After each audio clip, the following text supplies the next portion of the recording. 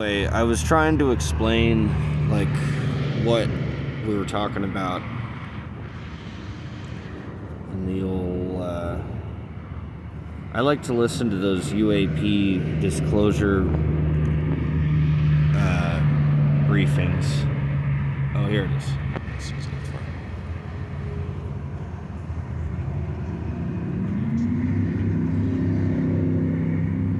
So anyway, I like to keep up on those because they're interesting to me. Like, people will be trying to figure out what the aliens are trying to do, and like, well, what are their names and all this stuff. And it's like, they use this telephone. I call it the scalpel, whatever you want to call it. Usually people will call it a phone or a TV. They'll be like, well, I was watching this show, or talking to my friend, or my mom, or my dad, or whatever on the phone. And that's a useful analogy. I mean, they have to use a phone. Another word, I think the best description of what it is it's a mirror, because it reflects our story. It reflects our narrative, the way that we look at the world. Because, like all stories, they have a theme, there's a plot, there are main characters, they have their own particular, usually unidimensional motivations. And that's the issue on Earth right now, is this old school way of looking at the world where it's like, if A, then B. Always, everywhere, forever. And the best way that I learned how to shatter that worldview of linear causality, where we have to have a one directional, one line, one truth, one world, one everything. The way that we get out of that, because that's a disease, by the way, universality, where you're just like, everybody should always do the same uniform metric, one-size-fits-all perspective of all perspectives. And usually it's objective realism is the one that gets touted around the most as being the most pervasive submodal paradigm that you use. And every issue that we have is always a paradigmatic conflict. Even in stories where the hero and the villain represent paradigms of looking at the world. So inside of every story, there's also the story of the characters. The way that the characters view the world is its own story. And the way that the villains usually view the world is that, like, everything deserves to perish.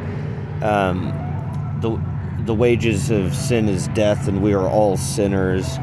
That kind of a mentality is a disease. It's the cause of making people devalue something that has value, but they say it has no value, that it should not exist, that they can't comprehend why it exists, and they wish it didn't, and they think that it would be better if it didn't, for everyone, everywhere, including God, for something to just not exist.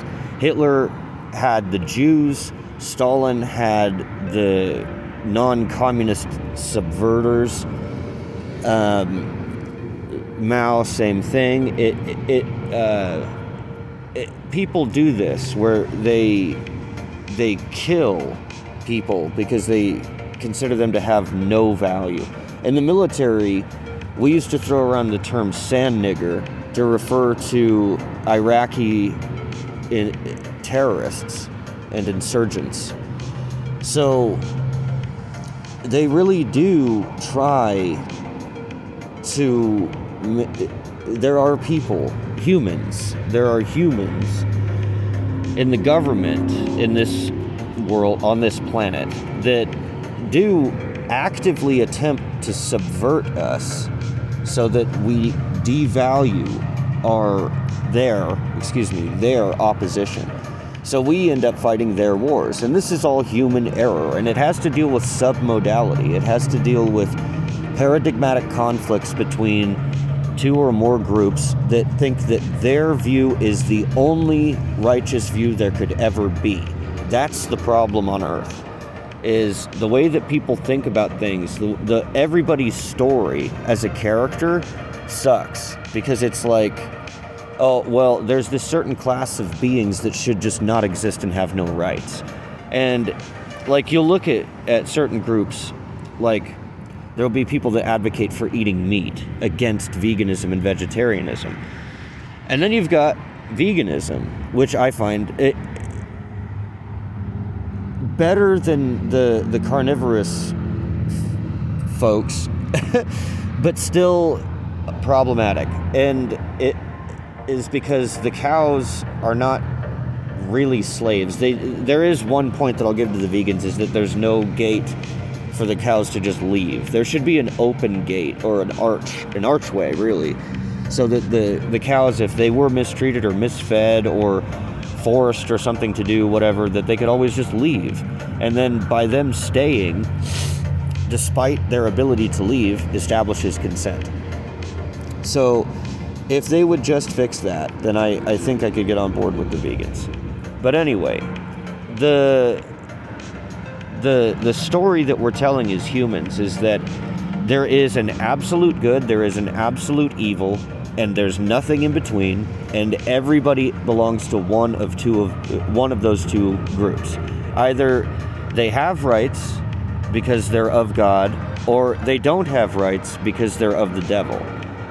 And so sometimes it's animals that don't have any rights. You can halal fucking slowly saw off a cow's head while it's gurgling to death in its own blood, drowning in its own blood, which is somehow sacred, which is absolute torture for the fucking cow. Why don't you just shoot it? If you're gonna kill it, why don't you kill it painlessly at least? And then you've got these Tyson chicken factories that rip chickens apart, and they're pecking each other's eyeballs out and living in squalor and all kinds of fucked up shit there, feeding them antibiotics and pesticides, and they're so genetically bloated that their legs break under their own weight. I mean, can you imagine being so fat that your legs shatter because you're so fat that you can't stand up? And yet that's the conditions that these animals are living in. So they have no rights because they don't have any value. They're just meat. They're just there to be eaten. So that kind of thing is abhorrent. And that's one of those certain things that's just fucking absolutely disgusting. So anyway, that is the issue on this planet. It's that view, that paradigm that says that there are a certain class of beings that have no value. So in contrast to that, what the aliens are trying to teach us is to value everything, even nothing has value, because it gives room for being, and it gives definition to being through causally dynamic relations with being. Being and nothing define each other and require each other to exist. So they don't absorb or destroy each other, otherwise there would only be being and no nothing, which is impossible, because how could you have not even nothing? What the hell would that even be? That would be indiscernibility, but that is also inextricably linked with nothing, because nothing is absolutely indiscernible. So we've got three absolutes: nothing, indiscernibility, and being. They're causally dynamic. They define and create each other. And that's the issue right there. Did you see how there was an issue where it was like, oh, well, there's being and nothing, and only those two. And then we ran immediately into the issue of, but then if there were being, then there would not even be nothing, if that's all there was. And that's the issue, is it will start off as a binary, there's good and evil, but then you always end up shooting yourself in the end. Adolf Hitler killed himself. Stalin was so ill, and yet he couldn't get medical help because of the way that he ran his country, ironically. So it's very telling. The way that we look through the looking glass is what we see on the other end of it.